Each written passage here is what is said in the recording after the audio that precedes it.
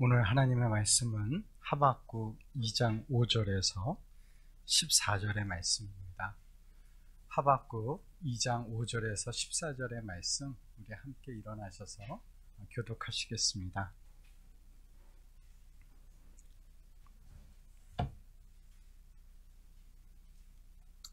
그는 술을 즐기며 거짓되고 교만하여 가만히 있지 아니하고 스월처럼 자기의 욕심을 넓히며, 또 그는 사망 같아서 족한 줄을 모르고 자기에게로 여러 나라를 모으며 여러 백성을 모으나니, 그 무리가 다 속담으로 그를 평론하며 조롱하는 시로 그를 풍자하지 않겠느냐. 곧 이르기를 화 있을진저 자기 소유 아닌 것을 모으는 자여 언제까지 이르겠느냐. 볼모 잡는 것으로 무겁게 짐진 자여 너를 억누를 자들이 갑자기 일어나지 않겠느냐. 너를 괴롭힐 자들이 깨어나지 않겠느냐. 내가 그들에게 노략을 당하지 않겠느냐. 내가 여러 나라를 노략하였으므로 그 모든 민족의 남은 자가 너를 노략하리니, 이는 내가 사람의 피를 흘렸음이요 또 땅과 성읍과 그 안의 모든 주민에게 강포를 행하였음이니라. 재앙을 피하기 위하여 높은 데 깃들이려 하며 자기 집을 위하여 부당한 이익을 취하는 자에게 화 있을진저 내가 많은 민족을 멸한 것이 내 집에 욕을 부르며 내 영혼에게 죄를 범하게 하는 것이 되었도다. 담에서 돌이 부르짖고 집에서 들보가 응답하리라. 피로 성읍을 건설하며 불의로 성을 건축하는 자에게 화 있을진저 민족들이 불탈 것으로 수고하는 것과 나라들이 헛된 일로 피곤하게 되는 것이 만군의 여호와께로 말미암음이 아니냐. 이는 물이 바다를 덮음같이 여호와의 영광을 인정하는 것이 세상에 가득함이니라. 아멘.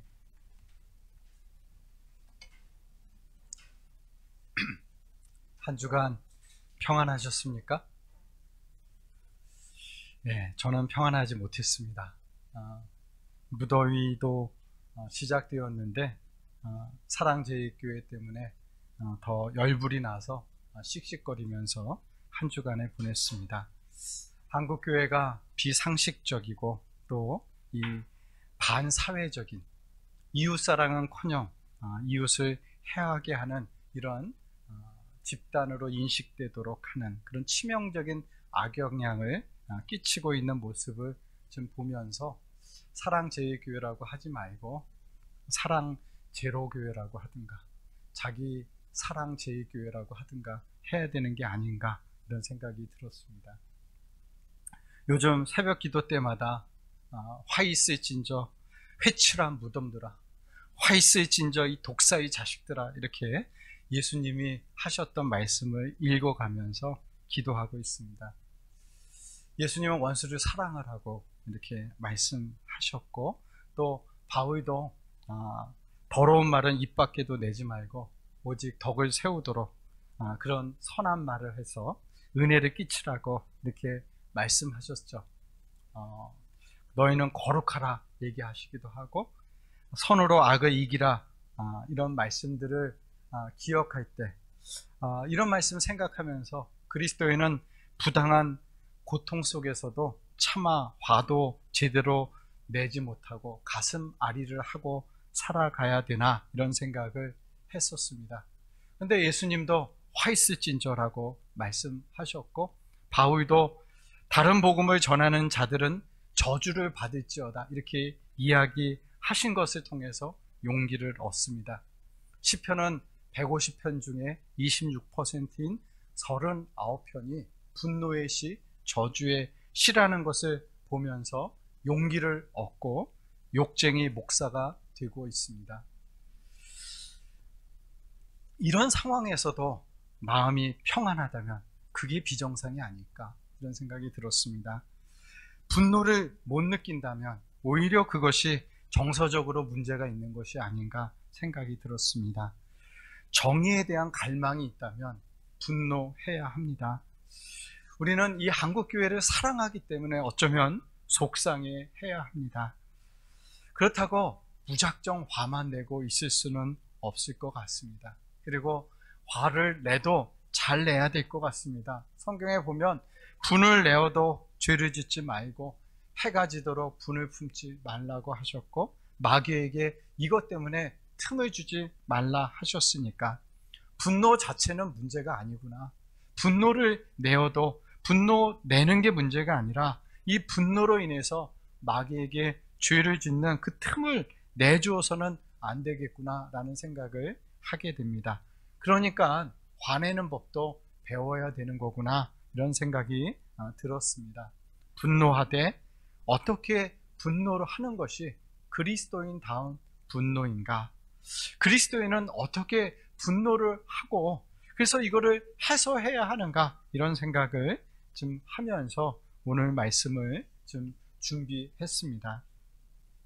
우리가 먼저 이 하박국 말씀 보면서 알아야 될 것은, 이 말씀에 보면 분명히 하나님도 악에 대해서 분노하고 계시다라는 것입니다. 우리만 이 악에 대해서 분노하는 게 아니라 하박국도, 이 성경도, 하나님도 악에 대해서 분노하고 있다는 것입니다. 하박국 2장은 이 하박국이 하나님께 두 번째 질문을 하죠.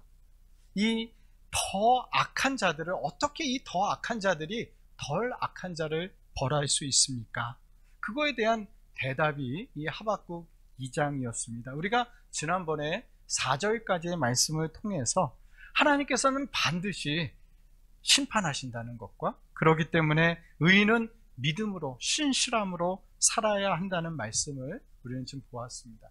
이어지는 오늘 5절부터 사실 2장 끝절까지의 말씀에 보시면 5번 하나님께서 화 있을진저를 외치는 장면이 등장하고 있습니다. 5번이나 하나님께서 화 있을진저, 이런 자들에게 하나님의 화가 있다, 하나님이 진노하시고 하나님이 저주하신다, 이렇게 말하고 있는 것을 보면서 저는 우리 못지않게 이 악에 대해서 진노하시는 하나님이 계시다는 것, 그것을 보면서 위로를 얻습니다. 하나님도 악에 대해서 분노하고 계시구나. 그러니까 나도 분노하는 게, 나도 화 있을진저 어쩌면 분노하는 것이 하나님과 공감하는 게 아닌가, 이런 생각이 들었습니다.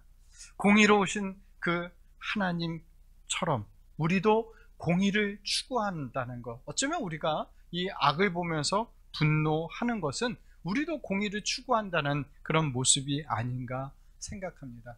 그러나 분노하는 것과 보복하는 것은 별개의 문제고 전혀 다른 문제라고 성경은 우리에게 이야기합니다. 우리 로마서 12장 19절의 말씀을 같이 한번 읽겠습니다. 내 사랑하는 자들아, 너희가 친히 원수를 갚지 말고 하나님의 진노하심에 맡기라. 기록되었을 때 원수 갚는 것이 내게 있으니 내가 갚으리라, 주께서 말씀하시니라. 우리나라 영화 중에 복수는 나의 것이라는 영화가 있더라고요. 그것은 주연이 하나님이어야만 되는구나, 이런 생각이 들었습니다. 복수는 하나님의 것이다 라는 것입니다. 악을 척결하는 것, 이것은 인간의 손에게 맡긴 것이 아니라 역사의 주인이신 하나님께서 하시는 일이고, 그러니 너희는 하나님께 위임하라 라는 이야기를 하고 있는 것입니다. 우리는 내가 억울한 일을 당할 때 내가 보복해야 한다고 생각할 수 있습니다. 근데 하나님께서 너의 억울함을 아신다라는 것입니다. 그리고 그러나 그 보복은 나에게 맡기라, 이렇게 말씀하고 계시는 겁니다. 사람이 보복하면 어떻게 됩니까? 보복으로 이어집니다. 우리가 아무리 공정하게 보복을 한다 할지라도, 눈에는 눈까지만 한다 할지라도 그것은 또 다른 보복을 낳게 되어질 수 있습니다. 우리는 완전히 공정하게 벌할 수가 없습니다.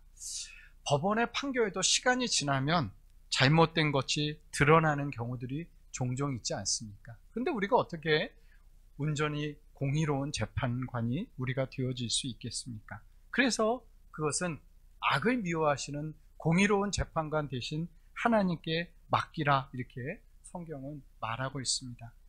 열불 날 때 분노하십시오. 그러나 그 분노가 내가 직접 보복하는 것으로 이어지지는 말도록 하라라는 것입니다. 도리어 그 분노를 하나님을 향하여 가지고 나아가십시오. 하나님께 분노하며 하나님께 갚아달라고 호소하는 것, 이것이 어쩌면 우리가 공의를 위해서 드리는 기도가 되지 않을까 생각합니다. 악을 미워하고 분노하시는 그 하나님의 공의로운 심판, 그것이 반드시 이루어질 것이기에 우리는 하나님께 호소하는, 하나님께 그 악을 갚아달라 그렇게 신원하는, 탄원하는 그런 기도해야 할 것 같습니다. 우리가 악을 향하여 분노하고 하나님께 호소하는 것 참 중요합니다. 그런데 하나님께서 진노하시는 악이 무엇인지를 알아야 합니다. 그래야 우리의 분노가 정당화될 수 있죠. 내가 정말 분노하는 것이 정당한 분노인가? 그것은 하나님이 분노하시는 악을 알아야, 하나님이 화 있을진저라고 외치시는 그 악이 무엇인지를 알아야 나도 그것과 같은 분노를 해야 나의 분노가 정당화되어질 수 있습니다.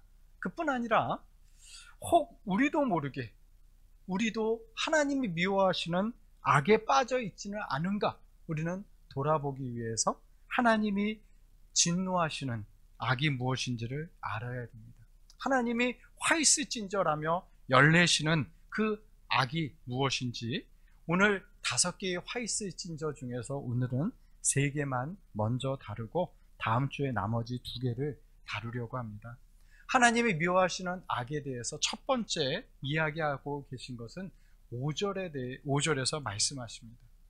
여기서 그는 술을 즐기며 이렇게 얘기했는데, 그는 누굽니까? 이 하박국서에서 보면 바벨론입니다. 근데 이 바벨론은 악을 대표하는 것이 이 바벨론입니다. 그러니까 이것은 바벨론이지만 오늘 악의 세력들을 전체를 이렇게 이야기한다 생각하시면 될 것 같습니다. 바로 이 바벨론을 술 취한 자라고 얘기했습니다. 여러분들 술 취하면 어떤지 아십니까? 기분이 좋아지면서 모든 것을 할 수 있을 것처럼 우쭐해지게 되어집니다. 그리고 자기가 하는 것 뭐든지 될 것처럼 착각하게 만드는 것이 술입니다. 그래서 이 술 취하게 되면 어떤 일을 하게 되면 스월처럼 자기 욕심을 넓혀간다 그랬습니다. 이 스월이라는 것은 지옥이라고도 하죠. 이 하데스, 지옥이라고도 하는데, 이 끝이 없는 이 밑바닥, 한번 떨어지면 이 밑바닥에 닿지 않을 정도로 깊은 수렁을 이 스월이라고 이야기합니다. 그러니까 이 얘기는 무슨 얘기냐면 도저히 채워지지 않는 욕심을 이야기하고 있습니다. 끊임없이 그 욕심을 부려서 끌어모아도 채워지지 않는 그와 같은 욕심을 가진 자를 이야기하고 있습니다. 바벨론이 그렇게 끝없이 주변 나라들을 정복했었죠. 그래서 멸망시켰습니다. 이 만족할 줄 모르는 욕심, 이것이 하나님께서 미워하시는, 하나님이 진노하시는 악입니다. 이런 악을 향한 하나님의 진노가 어떻게 나타났는가? 그것이 6절과 7절에서 이야기하는데, 먼저는 바로 이런 욕심 부리는 자를 뭐라고 그랬습니까? 자기 소유 아닌 것을 모으는 자여, 이렇게 얘기했습니다. 그렇게 욕심을 부려서 다 채워봐도 그것은 자기 것이 되지 않는다라는 거예요. 내 욕심으로 채운 것들, 그것은 내 것이 아니다 라고 얘기하고 있습니다. 왜 그렇습니까? 누군가가 그것을 노력해 간다라는, 그것은 그가 쌓은 것들 누군가가 한순간에 노력해 간다라고 말하고 있습니다. 내가 땀 흘려 얻은 거 아니면 그건 내 소유가 아니라는 거 반드시 기억해야 됩니다. 우리 부당 이익 이런 것 너무 좋아해서는 안 됩니다. 부동산 투기해서 큰 돈 번 것들, 그런 사람들 보면서 부러워하지 마십시오. 한순간에 노략당한다 이렇게 얘기합니다. 건강 때문에 다 날릴 수도 있고요. 자식이 홀랑 들어먹을 수도 있습니다. 그것은 그냥 재산만 날리는 게 아니라 몸도 상하고 자식도 망가지는 것이 되어질 수 있다라는 것을. 그래서 우리가 이 부당한 이익을 취하는 것, 하나님이 미워하시고 반드시 그것을 갚으신다 이렇게 이야기하고 있습니다. 두 번째, 하나님이 미워하시는 악에 대해서 얘기하는데, 그것은 이 재앙을 피하기 위해서 높은 데 깃들이는 사람들입니다. 이렇게 부당한 이익을 욕심으로 채운 사람들은 이 욕심이 빼앗길까봐, 그 자기가 채운 것을 누군가가 또 찾아갈까봐 이 불안해서 높은 곳에, 안전을 도모하기 위해서 높은 곳에 집을 짓고 삽니다. 실제로 바벨론이 어떻게 했습니까? 성을 쌓았는데 그 쌓은 성벽의 높이가 기록에 의하면 100m가 넘는다고 합니다. 성벽의 높이가 100m가 넘고 성벽의 두께가 30m라고 기록이 되어 있는 것을 보게 됩니다. 성벽의 두께가 30m면 그래서 그 성벽 위에서 마차 경주를 했다, 뭐 이런 이야기가 있을 정도입니다. 중국의 징시 황제는 흉노족의 침략을 막겠다고 안전을 위해서 만리장성을 쌓았습니다. 안전을 도모하겠다고 이런 건축물을 짓기 위해서 사람들이 어떻게 합니까?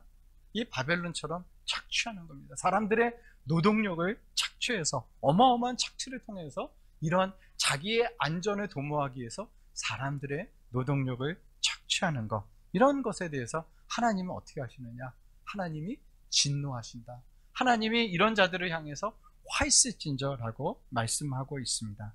이런 악에 대한 하나님의 심판이 있게 되어지면 그 담들이 부르짖고 그 집에서 들보가 응답하리라 그랬습니다.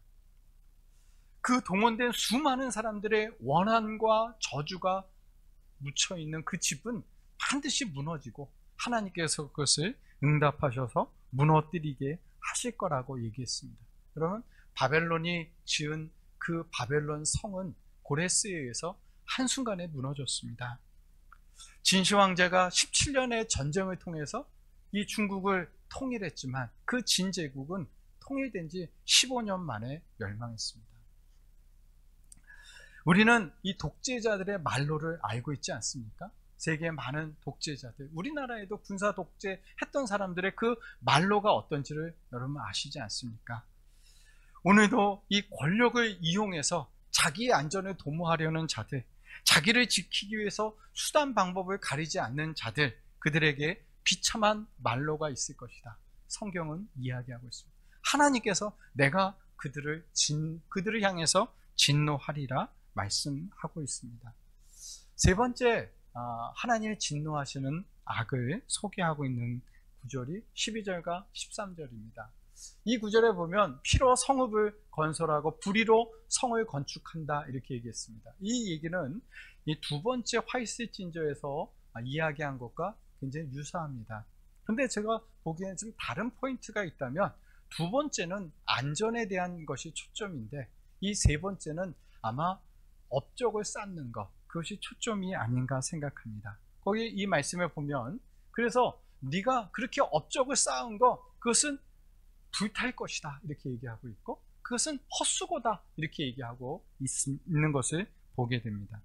그것은 네가 쓸모없는 짓을 했다. 그건 다 불탈 것이고 다 헛일인데 네가 수고했다 이렇게 헛수고를 했다 이렇게 얘기하고 있습니다. 제가 목회를 하기 전에 선교단체에 있을 때 중국 대학생 사역을 참여하기 위해서 중국을 자주 갔었습니다. 그러면 그 사역 마치면 그 인근에 좀 가볼 만한 곳을 한 번씩 돌아보고 좀 왔었는데 처음 갔을 때는 그 규모에 이렇게 입이 다물어지지 않을 정도로 어마어마한 규모 앞에 놀라게 됩니다.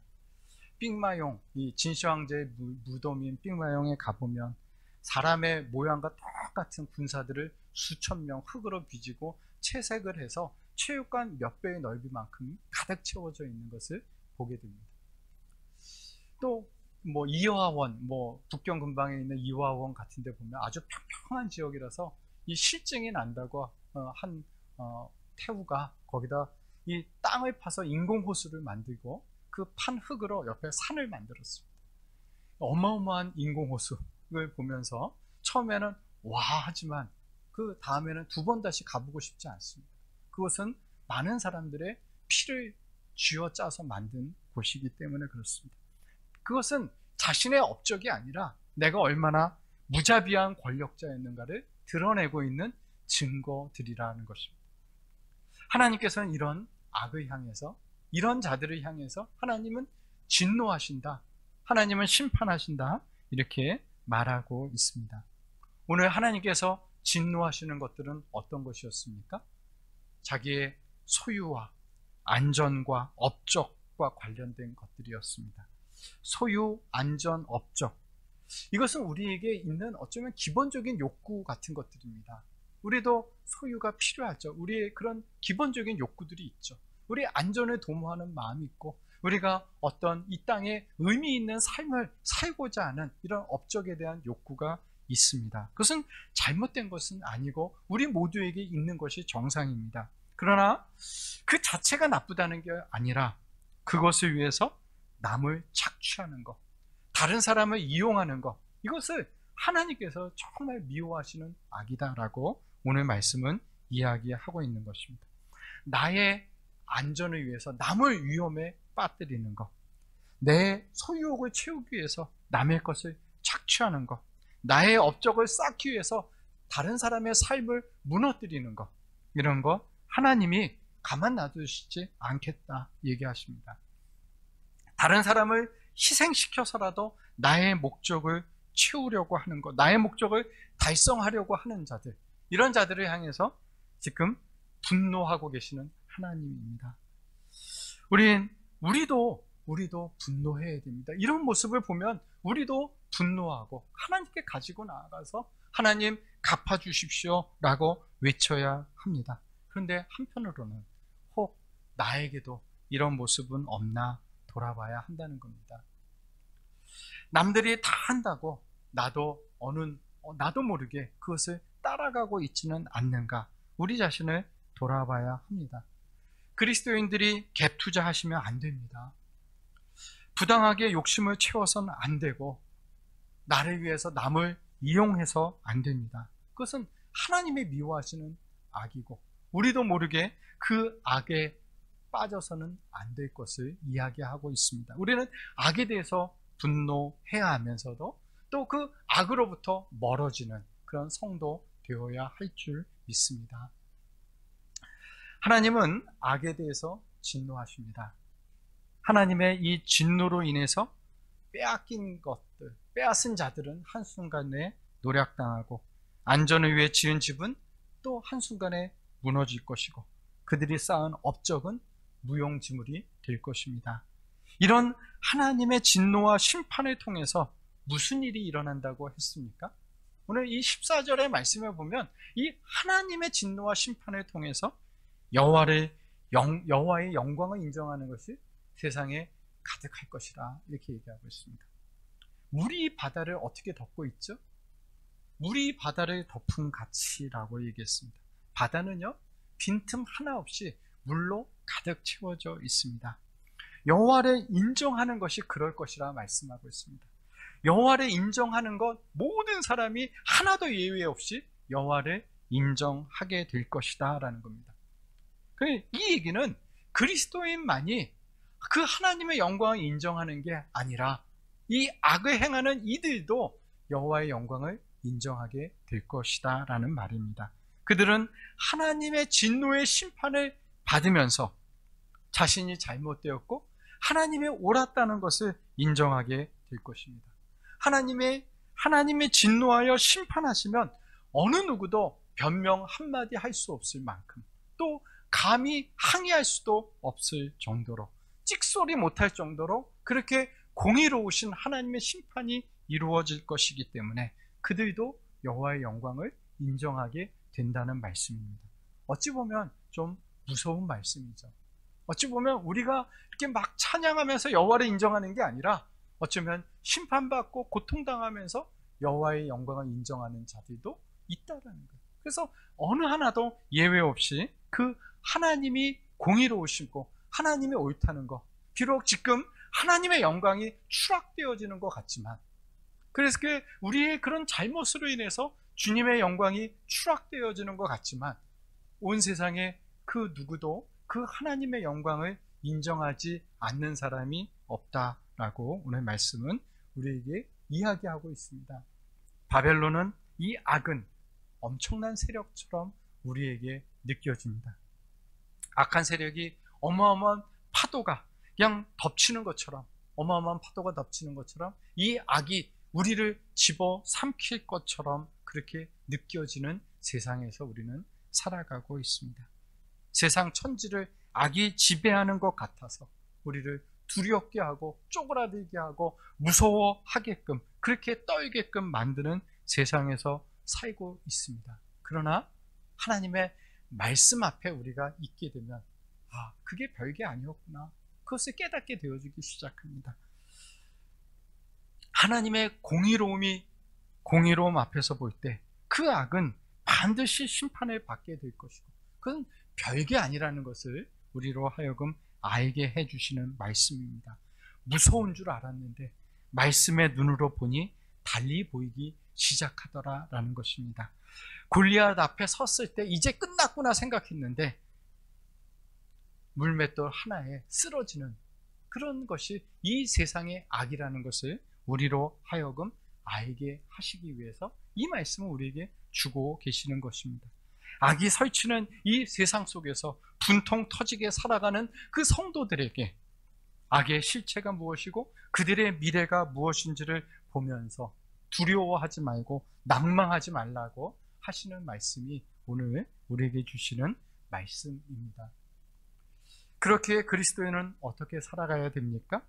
이미 지난번에 말씀드린 것처럼 2장 4절에 있는 말씀처럼 보라 그의 마음은 교만하여 이 악인은 저렇게 살아간다. 악인은 그런 결말을 얻을 수밖에 없다. 그러나 의인은 그의 믿음으로 말미암아 살리라.